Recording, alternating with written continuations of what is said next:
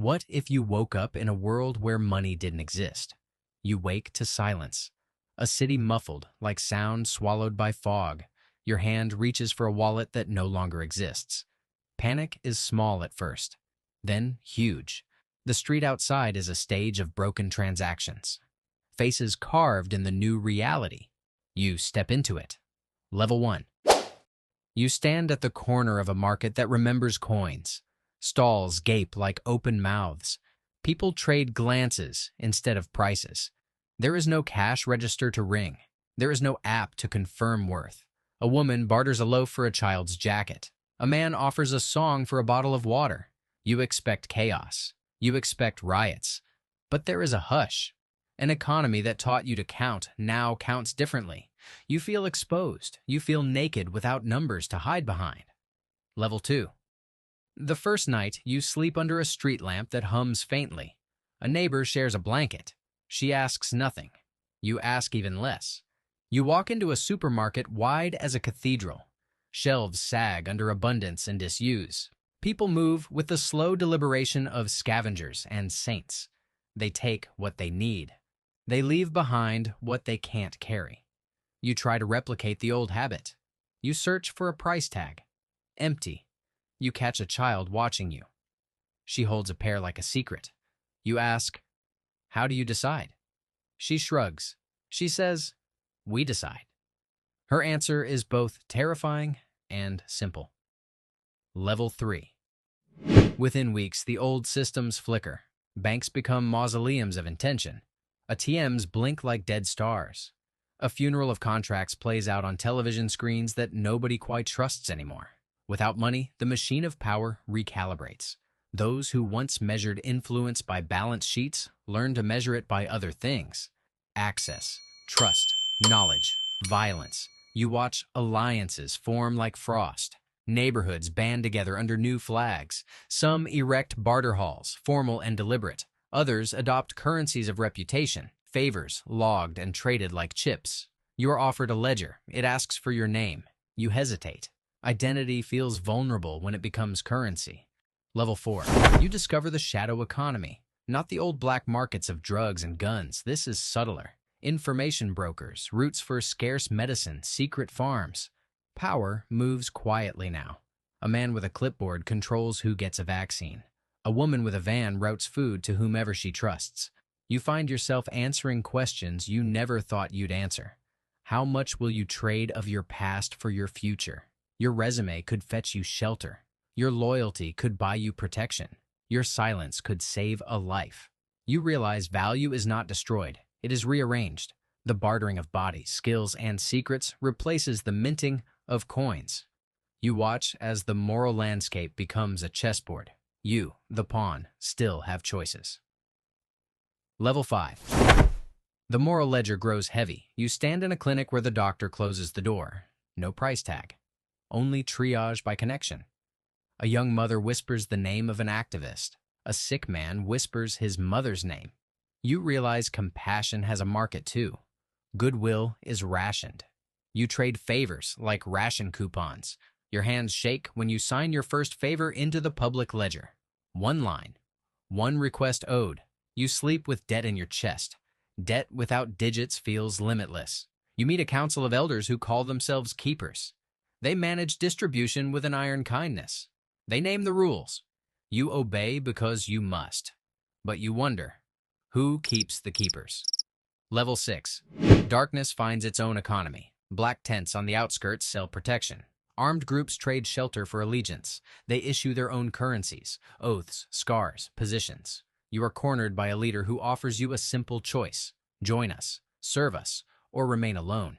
You weigh your options. You count friends instead of coins. Their loyalty is intangible, but it's also a line in the sand. You refuse. At night, there are footsteps on your stairs. Someone leaves food at your door. No note. No ledger signature. Unknown kindness. You realize one thing with cold clarity. Some economies aren't recorded. Some debts are paid without witness.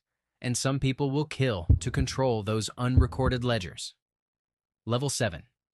You learn the new measures of power. Barter halls become houses of counsel. neighborhoods elect coordinators. Information becomes a commodity with teeth. You find yourself recruited by a cooperative that hunts corruption.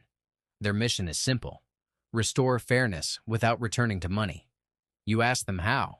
They say, transparency, open logs, rotating leadership, redistribution of risk. They ask you to put your name on a list. You do. Fear twists in your gut like a rope. Signing means belonging. Belonging can mean exposure. You look at the sky.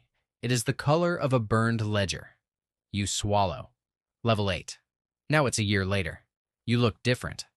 No flash of credit card light in your pocket. Your eyes are sharper. Your hands know work instead of wallets. You barter skill for shelter, knowledge for medicine. You walk a thin line between generosity and exploitation. Some nights you dream of numbers, decimals dancing above your bed. You wake to a new ritual. You go to the community hall and you attend the open ledger read.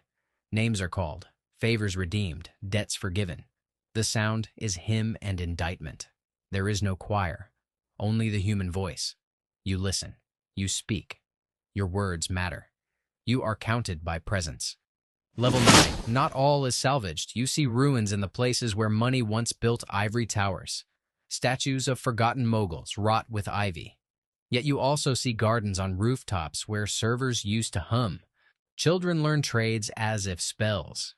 They do skills by apprenticeship, not tuition fee. You teach one. She spends her afternoons grafting fruit trees. She asks you, isn't it easier when someone pays you? You think of the man with the clipboard. You think of the council. You say, easier, yes, kinder, not always. She nods. She roots a seed. Level 10. There is a final reckoning. The old institutions try to rise like ghosts. Corporations morph into guilds. They promise stability, they promise safety, but they also promise control. A general election of sorts occurs, not by ballots, but by votes of trust. Communities choose between centralized distribution and distributed networks. You are chosen to vote. Your vote is a spoken pledge. You speak not for wealth, but for resilience. You vote for systems that can be audited by any neighbor. You vote against concentration of power that smells like the old world. Your voice is small. It is also contagious. Epilogue. The sun rises on a city that has remade itself. There are skeletons of the old economy. There are also living rooms full of barter ledgers and communal maps. You sit by a window and count something else. Names, smiles, the tasks you have completed. You find that your concept of value has shifted. It is no longer abstract digits on a screen. It is the scrap of a note passed across a table. It is a handshake that lasts. But the darkness remains. Greed did not die. It changed shape. You keep watch for it. You remain vigilant. You learn that a moneyless world does not free you from choices. It sharpens them. You discover your true currency: time, trust, courage. You spend them carefully. Final beat. You close the ledger. Outside, the city breathes. A child hands you a pear. You take it without counting. You taste a world remade. You wonder if you would have chosen the same path had coins still clinked in your pocket. Probably not. But then, you never wanted the old safety anyway. You wanted to know what value could be when it could not be bought. The answer is messy, dangerous, beautiful. You step forward. The darkness watches. Like this video, drop your thoughts in the comments, follow and subscribe for more mind-blowing POV explainers on psychology, wealth, power, and the hidden truths that shape our lives.